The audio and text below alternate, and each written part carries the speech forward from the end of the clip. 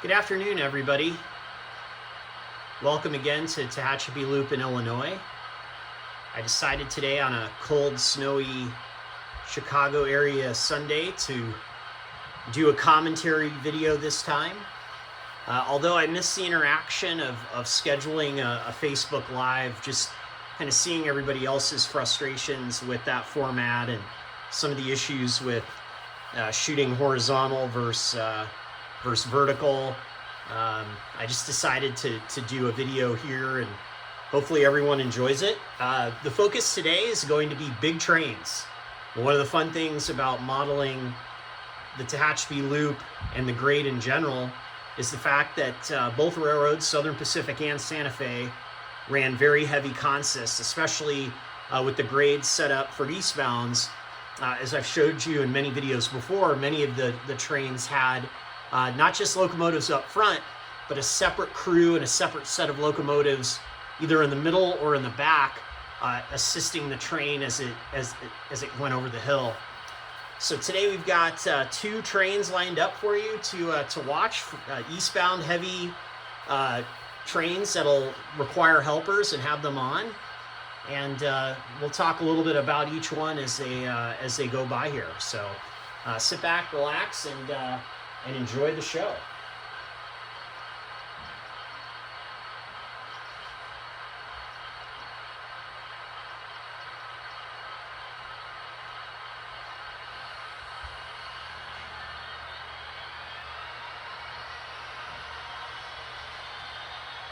You can hear the train throttling up in the background.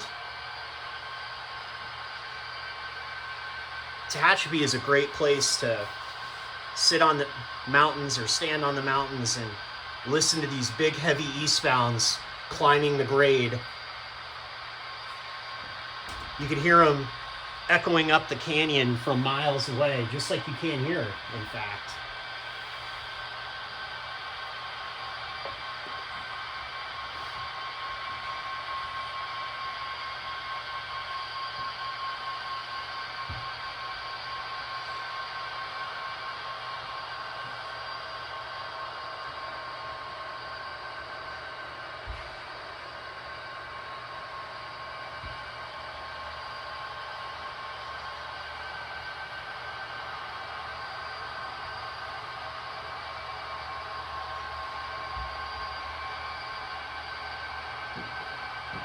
Oh, and I see a headlight.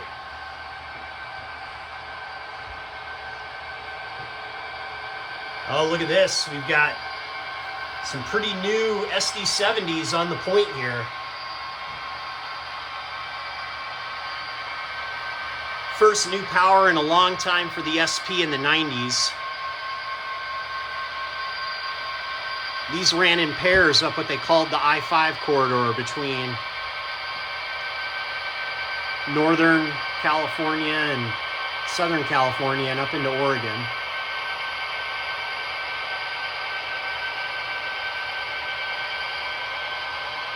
It was real exciting when this new power showed up.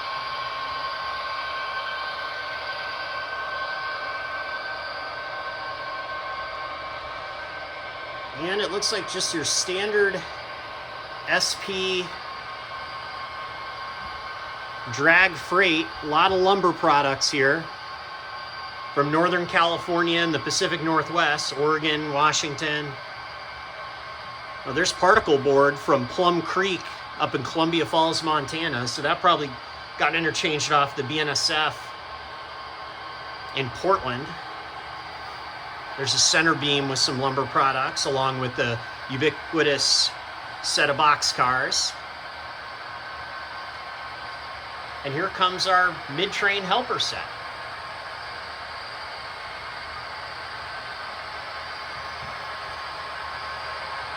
Four-axle GP40-2 up front. That's a little rare there.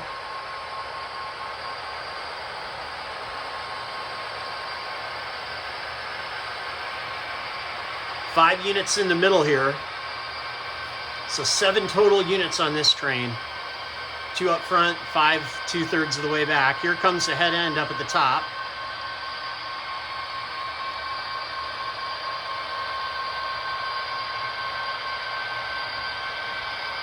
And like most big trains on Tehachapi, this train is going to pass under itself.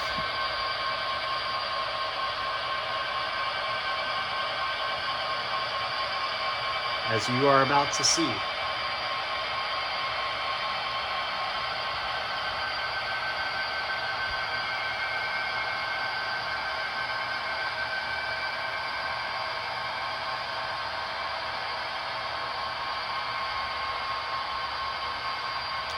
And on the last boxcar, you can see the flashing rear end device, or FRED.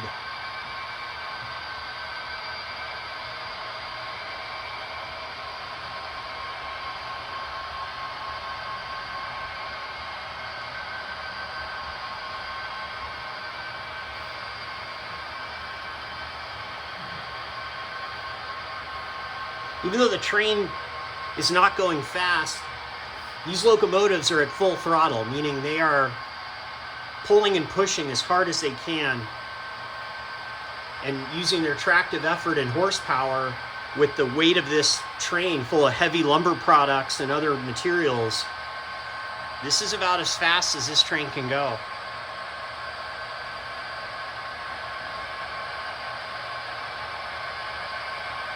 You can see a couple of the engines have been repainted in the speed lettering paint scheme.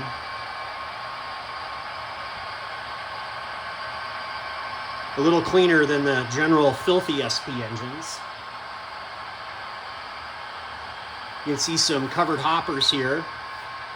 The blue rock car I did a special weathering post on, and then look at that, a BN two former cars that are permanently coupled and now act as one car.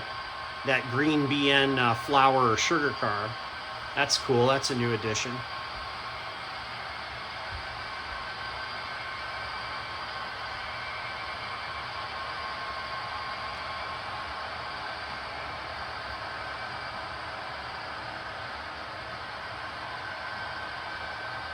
And as this train clears out, I'm starting to hear noises in the valley of another eastbound coming. So we'll get positioned for that. And while that's happening, you can watch this lumber drag here.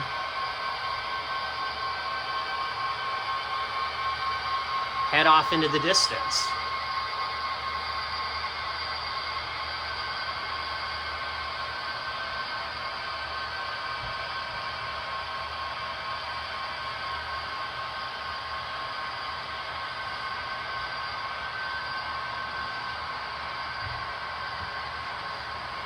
The dispatcher has these trains pretty well spaced and is fleeting these two slow, heavy eastbounds uphill.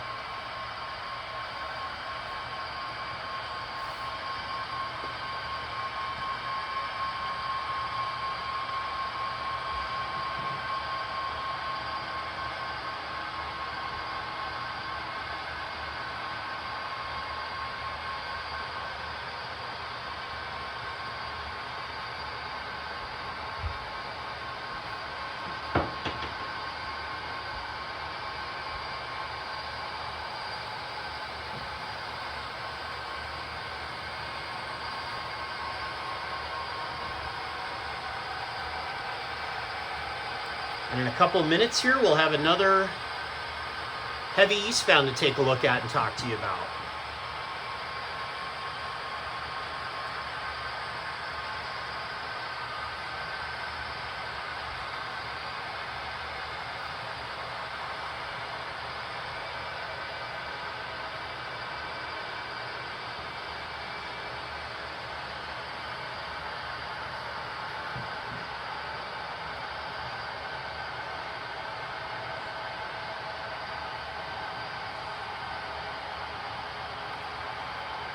Yep, I see a headlight. Oh, look at that, a former Rio Grande engine on the point.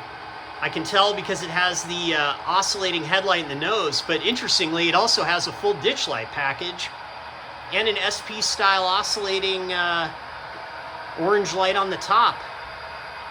Quite the light setup. Oh, and look at this. We've got BKDOU here. This was the train to catch back in the Tehachapi days of the 90s. This was the unit oil train that ran between Bakersfield and the LA Basin to a Shell refinery. When the oil company couldn't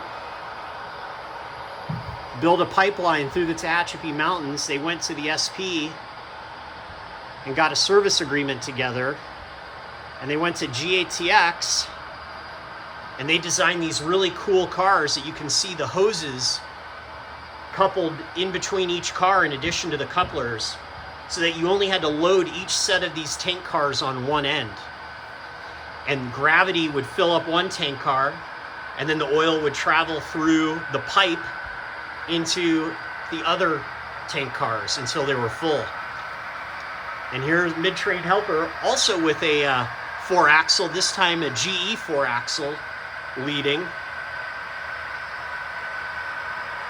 This train has 4 mid-train helpers.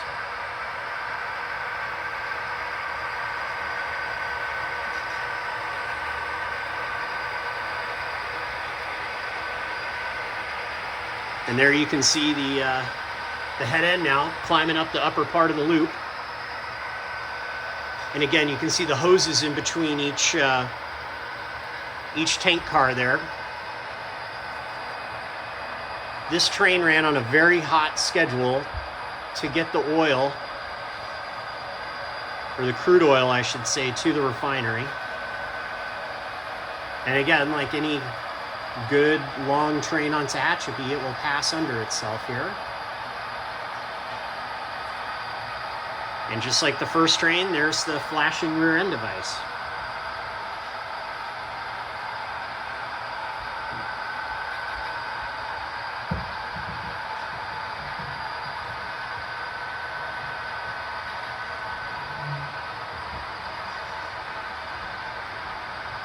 Again, given how heavy this train was and how much power it usually drew, this was the train to catch on Tehachapi. And again, even though it's moving slowly uphill because of how heavy it was, once it gets to Tehachapi, the helpers will cut off and the train will resume its quick trip into the LA Basin.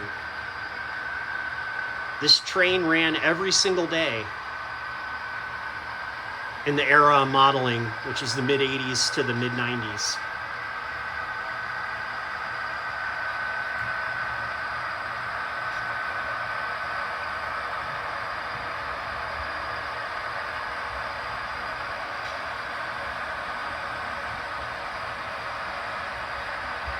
And as we follow the helpers, you can see the head-end power in the front of the train there exiting the loop.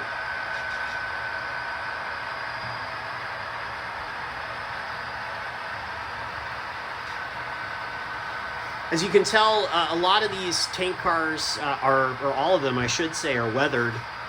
These tank cars tended to not get too grimy. They tended to just get mostly dusty. So as you can see, just light kind of brown weathering techniques on these tank cars.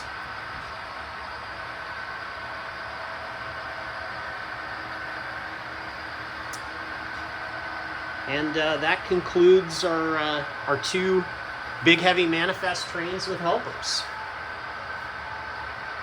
Again, it's a lot of fun with a layout like this, running it as accurately as possible with these big trains with the big helper units.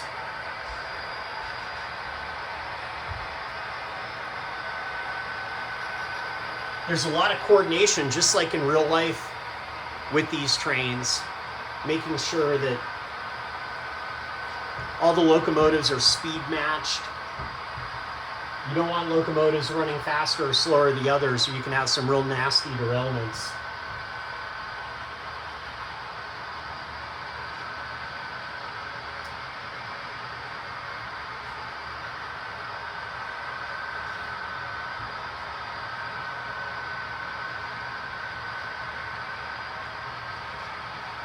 But yeah, I hope you enjoyed the show today. I had a really good time showing off the layout, and look forward to catching up with everybody next time. Get this train slowed down here. But make sure to check Tehachapi Loop in Illinois, both on Facebook and Instagram. Until next time, have a great Thanksgiving holiday, and we'll talk to you soon. Bye now.